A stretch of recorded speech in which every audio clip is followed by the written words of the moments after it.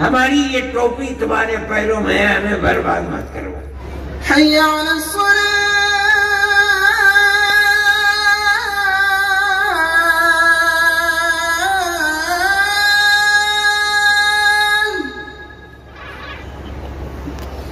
یہ ضروری ہے، ضروری ہے، ضروری ہے۔ 50 لڑکے اور 50 لڑکیاں پکڑی گئیں، 36 یا 36 سے زائد لڑکیاں مسلمان بچیاں تھیں۔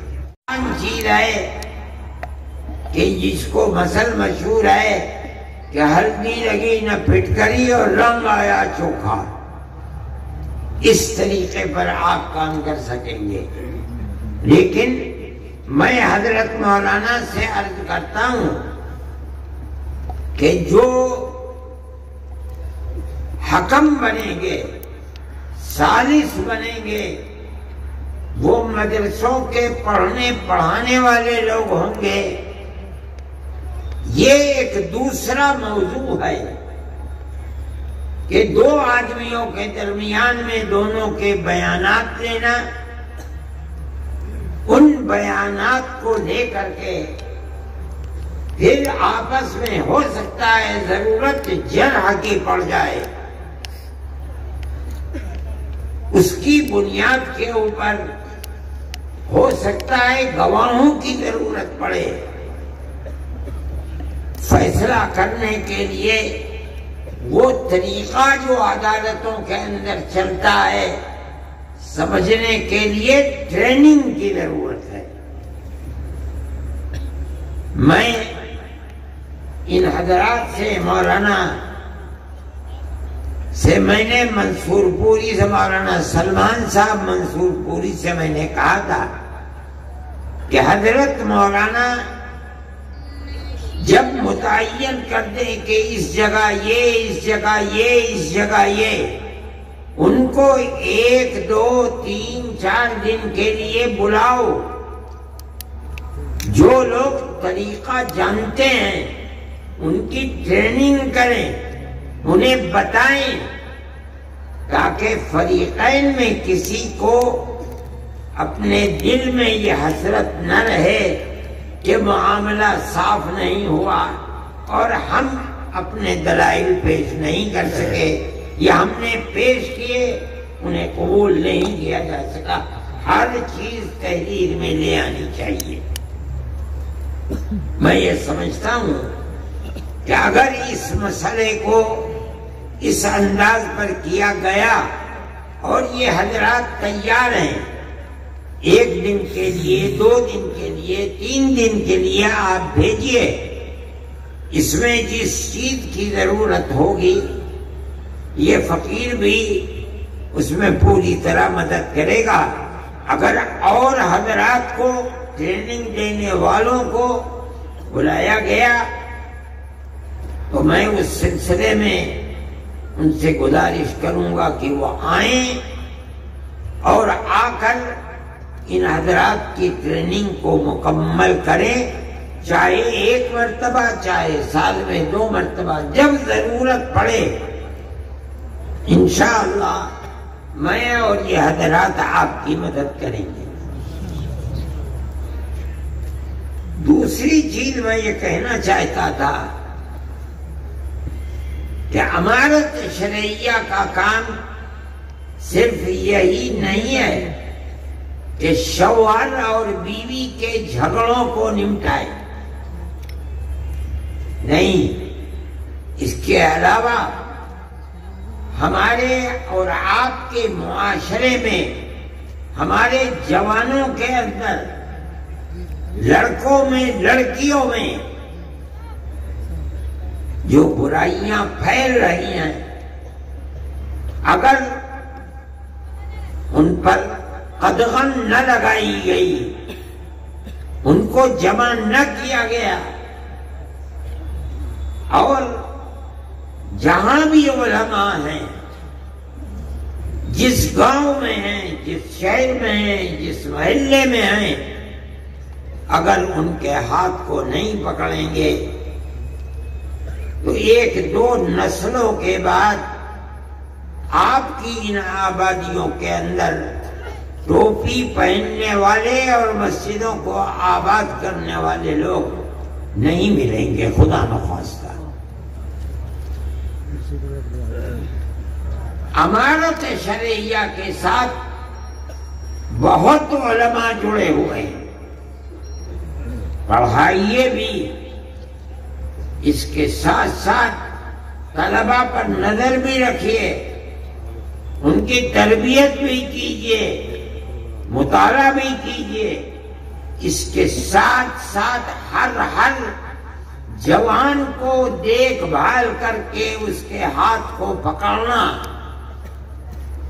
اور اس راستے کو بتانا جو آپ کے آباء و اجداد کا راستہ ہے، علماء کا راستہ ہے، اللہ کے نبی کا بتایا ہوا راستہ ہے، اس راستے پر لے کے چلیں۔ یہ بھی امارت شرعیہ کا ایک بنیادی طریقہ کار ہے۔ اگر آپ اس کو نہیں اپنائیں گے تو محبت اور پیار کے ساتھ سمجھائے اور امر بالمعروف اور نہی عن المنکر کر کے اس کو سیدھے راستے پر لائے، یہ فرض ہے۔ مجھ سے لوگوں نے اس سفر میں بھی بتایا، پہلے بھی بتاتے ہیں کہ لوگوں کے اندر جوا، سٹا، شراب، بدکاری پہلے سے بہت زیادہ ہے، اور یہ چیز آپ کی بھی عفت و پاک دامنی کے اوپر بھٹا لگائے گی۔ آپ کے بچے اگر محفوظ نہیں ہیں، لڑکے، یاد رکھیے کہ آپ کی لڑکیاں بھی محفوظ نہیں رہ پائیں گی۔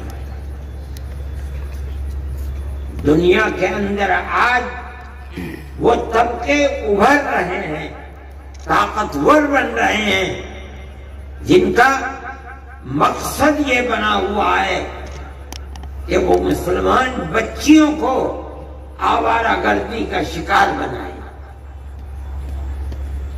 مخلوط تعلیم اور موبائل سب سے بڑا ذریعہ ہے بربادی کا۔ بچیوں کے ہاتھ میں موبائل، گھر کے اندر اور گھر سے باہر، یہ ان بچیوں کی بربادی کا سب سے بڑا ذریعہ ہے۔ ایسے واقعات ہوتے ہیں کہ بچیاں مخلوط تعلیم کے اندر نہیں ہیں، لڑکیاں لڑکیوں کے اسکول میں ہیں، لڑکے لڑکوں کے اسکول میں ہیں۔ اس کے باوجود ایک تو وہ ٹیچر جو ان لوگوں کے ہاتھ میں ہیں جو ان بچیوں کو برباد کرنا چاہتے ہیں، دوسرے موبائل، انہوں نے اس کے باوجود ان کو برباد کر دیا۔ میں آپ سے کہتا ہوں، ابھی مظفر نگر کے اندر مسئلہ ہوا، پولیس نے ایک ہوٹل کے اوپر جا کر چھاپا مارا، 50 لڑکے اور 50 لڑکیاں پکڑی گئیں۔ جب پردہ اٹھا ان کے اوپر سے تو تقریباً 36 یا 36 سے زائد لڑکیاں مسلمان بچیاں تھیں۔ یہ بچیاں، حیرت کی بات یہ ہے کہ اس اسکول کی پڑھنے والی تھیں جو اسکول صرف بچیوں کے لیے ہے۔ سوال پیدا ہوتا ہے کہ ان لڑکوں سے جو مسلمان لڑکے نہیں تھے، ان کا تعلق کیسے پیدا ہوا؟ اس کی دو ہی چیزیں ہیں کہ جو ٹیچر ہیں وہ مسلمان نہیں ہیں، حالانکہ عورتیں دوسری چیز موبائل، اس نے تباہ کر کے رکھ دیا۔ اب ان ماں باپ کا کیا حال ہے؟ جمعیت علماء کے لوگ وہاں گئے، ہاتھ جوڑ کر کھڑے ہو گئے کہ ہم کچھ نہیں کریں گے، ہماری یہ ٹوپی تمہارے پیروں میں ہے، ہمیں برباد مت کرو۔ ان لوگوں نے مجھ سے کہا، میں نے کہا چھوڑ دو۔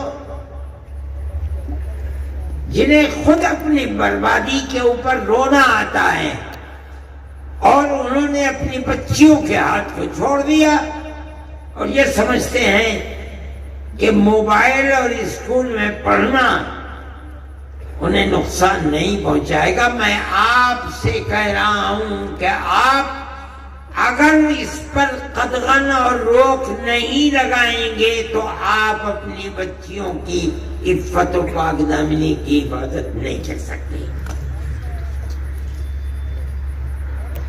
حضرت امیر شریعت صاحب میرے پاس بیٹھے ہوئے ہیں، میں یہ کہنا چاہتا ہوں، اور بہت علماء ہیں، اس کے لیے پروگرام بناؤ، اپنی قوم کو راہ راست پر کس طرح لایا جا سکتا ہے، اپنی زندگی کو کھپا دو، لگا دو۔ اگر اس کے اندر کوتاہی ہوگی تو آنے والے 50 سال کے اندر کتنی بربادی ہوگی، آج آپ اس کا تصور نہیں کر سکتے۔ ایسے لوگ ہیں ملک کے اندر جن کا پروگرام یہی ہے کہ مسلمانوں کے گھروں کے اندر عفت و پاک دامنی کا جنازہ نکالا جائے، اور وہ اس کے اوپر لگے ہوئے ہیں۔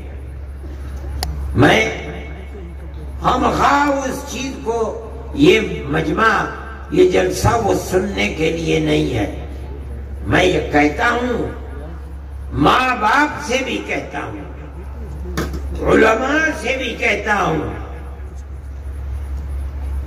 امارت شرعیہ کے ذمہ داروں سے بھی کہتا ہوں کہ خدا کے لیے قوم کی فکر کرو۔ صرف اتنی بات کافی نہیں ہے، صحیح ہے، جمعیت علماء کا پروگرام ہے کہ آپ وہ اسکول جن میں 5ویں کلاس کے بعد مخلوط تعلیم ہے، آپ مخلوط ملی جلی لڑکے اور لڑکیوں کی تعلیم کو بند کریں۔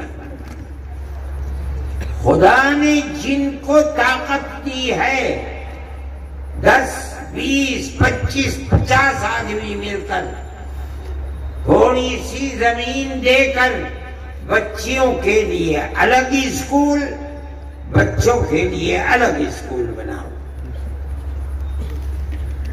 کوشش کرو کہ بچیوں کی اسکول کے اندر پڑھانے والی مسلمان ٹیچر مہیا ہوں۔ ان اسکولوں کے اندر عورتوں کی جماعتیں بھیجو، ان بچیوں کی تربیت کریں، ان کے ہاتھ میں موبائل نہ دو تاکہ ان کے خیالات پراگندہ نہ ہوں۔ اپنی آنے والی نسل کی حفاظت کے لیے یہ ضروری ہے، ضروری ہے، ضروری ہے۔ ورنہ ہم اپنے جس ملک میں رہتے ہیں جہاں سیاست ہندو مسلم اکثریت اور اقلیت کی نفرت کے اوپر ٹکی ہوئی ہے، وہ آپ کی اور آپ کے بچیوں کی عفت و پاک دامنی کو زندہ نہیں رہنے دینا چاہتے۔ یہ آپ کی ذمہ داری ہے کہ آپ اپنی آنے والی نسل کو العیاذ باللہ ارتداد سے بچائیں اور انہیں مسلمان چھوڑ کر مریں، اس کی کوشش کیجئے کہ وہ بھی جب وقت آئے تو مسلمان رہتے ہوئے مرے. یہ ہماری ذمہ داری ہے. قُوا أَنفُسَكُمْ وَأَهْلِيكُمْ نَارًا. اپنے آپ کو بھی جہنم کی آگ سے بچاؤ، اپنی آل اولاد اہل خانہ کو بھی جہنم کی آگ سے بچاؤ. یہ جبھی ہوگا